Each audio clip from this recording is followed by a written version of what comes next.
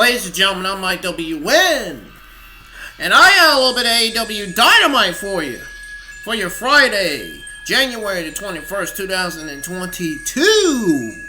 In this video, I'm going to be giving you all my thoughts on this week's episode of AEW Dynamite. Before we get to that, please hit that subscribe button, turn on the bell for notifications, especially if you're new to the channel. That way you won't miss a single video that gets uploaded to the channel each and every single week. Follow me on Twitter at IWN Gamer. Follow me on Instagram at IngramBA843. Most importantly, add me on Facebook if you want to. It's up to you. My Facebook name is Brendan Lamont Ingram. The link to my Facebook account is in the description below. You gotta do is click on it and bam, my Facebook profile pops up. We're gonna go ahead and get to it. Guys, AEW Dynamite episode 3 was a wild episode.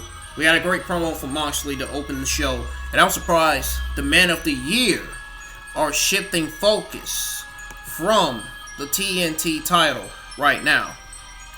It might just be a one-off of Moxley versus Ethan for Rampage. But it'll be a really good return match for Moxley. Lambert being Archer's corner on this week's episode of Dynamite was definitely interesting. Archer versus Cos was great stuff. Archer naturally wins, and he has a great brawl with Heyman. Their title match is probably going to be for Revolution. That's in early March, giving 5 more weeks to build. And we're getting a lot of great stuff for Rampage and Beach Break this week, too. Jade versus Anna Jay for the TBS Championship. Rampage is going to be great. We're pretty sure Jade wins. I like the quick video we got for Hook. He's finally beating Serpentico. I believe that 100%, and I'm sure the community does too. The wrestling community. Trent and Rocky had a real good promo with Cutler. And I love that we're getting Roppongi Vice versus the Young Bucks in AEW for Rampage. That could be an instant classic. Inner Circle having tension over Eddie Kingston being a friend of Santana and Ortiz is a great next step for this story. And that 6-man tag match on Rampage is going to be really good. We get a great mixed tag. So many great teasers of co-ed action, even though we saw that on the Cruise of Jericho a couple years ago, and Britt taking a table spot was great. Cole versus Cassidy, Lights Out Unsanctioned match for Beach Break. It's going to be awesome. It's going to be absolutely phenomenal.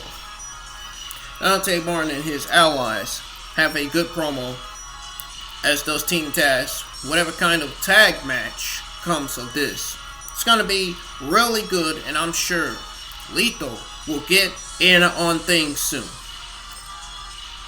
So, maybe Team Taz takes out Sadal, or Moriarty and Lethal subs in with him. MJF's promo about Wardlow was good, but Punk squashing Spears was bittersweet for me.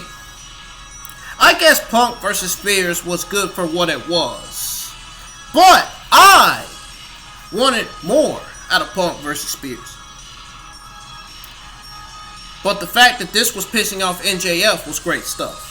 So I don't know how, but MJF versus Punk is probably being saved for Revolution to give it a huge stage. If it is, it's going to be one of the greatest matches on that pay-per-view. We get a great tag match and win for House of Black Kings of the Black Thorn. They didn't bring the PWG belts, but I would love if at some point we see things like the PWG champions, the AEW champions, all interacting for a huge tag match. Gun Club going after Christian is an interesting way to set things up with Jurassic Express. That title match could happen for the post-Beach Break Rampage, and would be a great showing for Austin and Colton, while Jungle Boy and Luchasaurus get along successful defense. Dib dominates Sky, and I'm thinking she'll have a follow-up match with Conti for some really great technical stuff. Dib will build a lot of momentum before Sheeta returns for yet another rematch, and then who knows who wins that. Layla fully turning after Statlander's loss was pretty good. She and Velvet are going to have a good match for Beach Break. And then we'll get a great one from Layla versus Statlander. Sting and Darby versus Acclaimed was a great main event. And the booking of having Darby out for the majority was a pretty good way to build both men's toughness. A lot of the time you get the out of commission wrestler running down the ramp to make a hot tag, but Darby's top off the stage was so much better. Darby and Sting stay undefeated. They're going to become really good contenders soon enough. Last but not least, the promos around the TNT title match. Sammy's cool card response was good and all, but Cody's promo? Come on, man. Cody's promo is going to be the talk of the week for sure? I don't know. We'll have to find out. But he was walking that line of K5 and shoot again, sounding like a bragging heel, claiming to be a babyface, only as Cody can. Now, I do like that it'll be a ladder match for the TNT Championship. It certainly gives the illusion that it can go either way. We all, I'm sure in the community, have a feeling that Cody finds a way to win that borders on being heel, but he'll still act like he's a babyface. Then he'll be ready to face the face of the Revolution ladder match winner. That'll be something that carries AEW into summer and could even push Cody further into his heel turn. Now, I don't know if you guys know Underground Temple on Twitter and YouTube. That's a YouTube channel name. Underground Temple, one of the WWE UK See Now geeks that can't peek. He blocked me on Twitter because I caught him telling his lies. Admit it, you pill-swallowing witch bitch. You were wrong and I was right. But yet, you want to go on your troll duties, tweeting out JD's opinions, right? You got some nerve to tell me to go touch grass, just like I'm here to tell you to go suck my black dick, because clearly your YouTube channel is fucking trash. Now go crash to a tree, you jackass. Oh, but you didn't think I knew that you were tweeting out JD's opinions, though, right? You didn't think I found out, right? Just like this morning I put you on blast. I got so much pounds that I'm bound to shit all over your channel in my next video tomorrow. Clown. Oh, by the way, you sound like a fat sloth. That's gonna do it for this video, folks. If you enjoyed this video, hit that sub button. Turn on that bell for notifications so you won't, again, miss a single video that gets uploaded to the channel every single week. Guys,